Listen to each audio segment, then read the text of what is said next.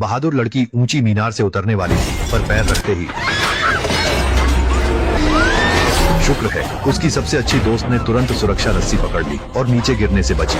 कुछ देर बाद सीढ़ी नीचे गिरती देख लड़की के दिल में दहशत भर गई। अपनी सबसे अच्छी दोस्त की मदद से वह धीरे धीरे ऊपर चढ़ गई। खतरे से निकलकर दोनों खुशी से हंसने और बधाई देने लगी। मगर नीचे देखा तब उन्हें एहसास हुआ कि सीढ़ी गिर चुकी है और पीछे हटने का कोई रास्ता नहीं था। उसका तो मरने का मन कर रहा था। हंसता रही थी कि जानबूझकर खतरा मोल लेने यहाँ क्यों आई। उसका नाम बेकी है और वह एक शौकिया पर्वतारोही है। मगर 1 साल पहले सेंटा स्टेट में उसने अपने पति को चट्टान से गिरते देखा था। निराश होकर उसने मेलजोल बंद कर दिया। कुछ दिन पहले उसकी दोस्त उससे मिलने आई। बोली वह पेशेवर स्ट्रीमर बन गई है। ध्यान आकर्षित करने के लिए वह चौथे सबसे ऊंचे टीवी टावर पर चढ़ने वाली थी। बेकी ने मना करना चाहा, पर दोस्त को लगा यह दुख से निकलने का अवसर है, एक रोमांचक साहसिक कार्य से अतीत को अलविदा कहना। आखिरकार बेकी उसकी बात मान गई। दोनों कार से टीवी टावर के नजदीकी पर पहुंची। स्थानीय निवासियों ने बताया कि यह टेलीविजन टावर 600 मीटर से भी ऊंचा है और जल्द ही इसे ध्वस्त किया जाना है। बेकी ने गंभीरता से नहीं लिया। अगली सुबह टावर को निकल पड़ी। पहुंचने से ठीक पहले प्रवेश वर्जित का बोर्ड देखकर उनकी कार रुक गई। बेकी को दोस्त के साथ सुनसान जगह में पैदल चलना पड़ा। टावर के आधार पर पहुंचने पर उन्हें उसकी अगम्य ऊंचाई का एहसास हुआ। बेकी का दिल फिर डर से भर गया, पर उसकी दोस्त उत्साहित थी। उसने सुरक्षा बकल से दोनों को जोड़ा और तुरंत लोहे की सीढ़ी पर चढ़ने लगी। बेकी ने गहरी सांस ली और भारी कदमों से आगे बढ़ी। टूटी हुई सीढ़ियां उन दोनों के चढ़ने से लगातार कांप रही थीं, मानो किसी भी पल टूटकर गिर जाएंगी। बेकी हाँफ रही थी। उसने नीचे देखने की हिम्मत नहीं की। उसकी दोस्त पूरी तरह विपरीत थी। चढ़ते चढ़ते शीर्ष मंच पर पहुंच गई। यहाँ से ऊपर केवल खंभा ही टावर को सहारा दे रहा था। तेज हवा महसूस करते हुए बेकी ने गहरी सांस ली और आंखें बंद कर चढ़ती रही। बाहर निकले सिग्नल रिसीवर को पार कर वे टावर की चोटी पर पहुंच गईं। विशाल पर्वतीय भूभाग देख वे उत्साह से चिल्ला उठी। जीवन मृत्यु की कसौटी से यह नजारा देखा गया, जिससे उन्हें अभूतपूर्व उपलब्धि महसूस हुई। उसकी सहेली ने तुरंत फोन निकाला, तस्वीरें ली और एक नया ड्रोन भी खरीदा था। उसे लगा कि यह खबर इंटरनेट पर वायरल हो जाएगी। बेकी ने पुरुष की अस्थियां निकालकर हवा में बिखेर दी, जैसे अतीत की सभी परेशानियों को अलविदा कह रही हो।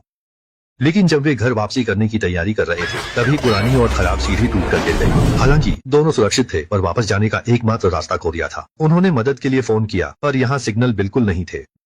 घबराई बेकी ने इधर उधर देखा और नीचे एक आपातकालीन संपर्क बॉक्स पाया। खोलने पर अंदर दूरबीन और सिग्नल गन मिली, जिससे उन्हें थोड़ी राहत मिली। पर बेकी को जल्द ही एक गंभीर समस्या दिखी। हादसे में बैकपैक नीचे रिसीवर पर गिर गया था, जिसमें उनका पानी और स्नैक्स थे। उसका दिल फिर से घबरा उठा, पर उसकी सहेली बेहद आशावादी थी। हो सकता है सीढ़ी गिरने की तेज आवाज से किसी का ध्यान आकर्षित हो। लेकिन अफसोस, 2 घंटे हो गए थे। सिवाय एक जर्जर कैंपर वैन के उन्हें कोई नहीं दिखा। दोस्त ने फिर से मोबाइल देखा और खुशी से पाया कि नीचे पोस्ट किए गए वीडियो को किसी ने पसंद किया है, जिसका मतलब था कि थोड़ा और नीचे जाते ही मोबाइल को नेटवर्क सिग्नल मिल जाएगा। दोनों ने आपस में बात की और तुरंत मोबाइल फोन में मदद का संदेश टाइप किया। फिर बचाव रस्सी से मोबाइल को धीरे धीरे नीचे उतारा। सिग्नल मिलते ही संदेश अपने आप चला जाएगा। लेकिन बचाव रस्सी की लंबाई कम थी। दोस्त के हवा में लटकने के बावजूद भी मोबाइल फोन को नेटवर्क सिग्नल नहीं मिला। बेकी को अचानक से एक विचार आया, हम फोन नीचे फेंक सकते हैं, बस टूटना नहीं चाहिए। ये देखकर कि जूते में फोन बहुत हिल रहा है, दोस्त ने तुरंत अपना मोजा उतारकर उसमें भर दिया। सब सुरक्षित होने के बाद उन्होंने उम्मीद से मोबाइल वाले जूते को नीचे फेंका। वे सफल होंगे या नहीं, ये किस्मत पर निर्भर था।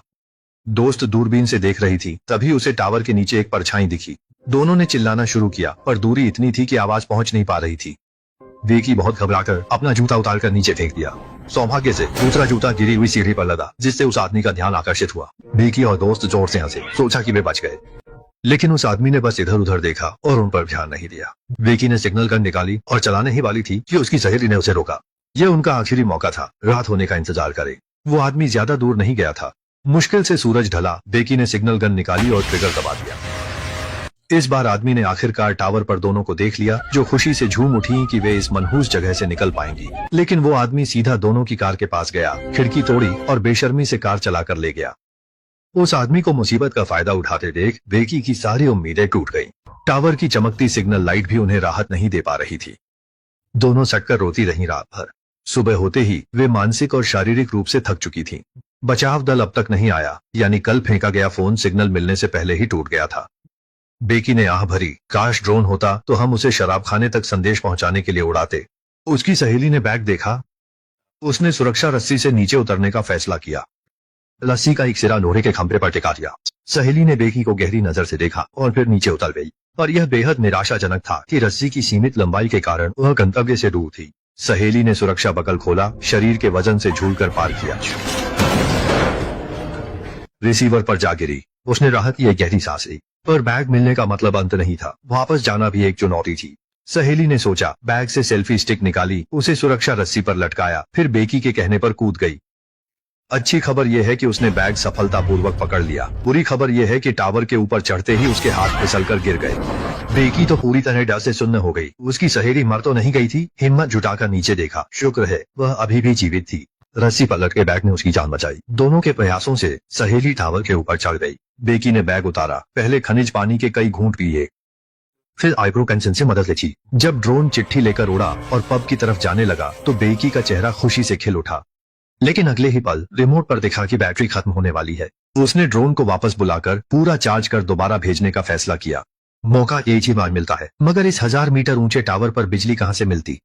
दोनों ने रात होने का इंतजार किया, जब तक सिग्नल लाइट दोबारा नहीं जली और उनके दिलों में उम्मीद की किरण नहीं जागी। बड़ी मुश्किल से सुबह हुई। बेकी पूरी ताकत से ऊपर चढ़ी, सिग्नल लाइट का कवर हटाया और चार्ज्ड बल्ब बेस को बाहर निकाला। उसने चार्जर लगाया और अपने शरीर के सहारे ड्रोन को चार्ज करने लगी। बढ़ते बैटरी चार्ज को देखकर बेकी बहुत खुश थी, भले ही उसे बहुत दिक्कत हो रही थी। तभी एक गिद्ध तेजी से आया और हड़बड़ी में बचने की कोशिश में उसके पीछे से बैकपैक नीचे गिर गया। ड्रोन की बैटरी चार्ज होने का इंतजार करने के बाद बेकी डेक पर चढ़ी। घंटों की मेहनत के बाद वह बुरी तरह थक चुकी थी, मगर जैसे ही ड्रोन उड़ा बेकी पूरी तरह ठीक हो गई। पास आते पग को देख रही थी। वो अपनी उत्तेजना रोक ना सकी, पर अगले ही पल मगर उसे आशा की एक किरण थी, पर कौन जानता था कि वो बस एक नजर देखकर चला जाएगा।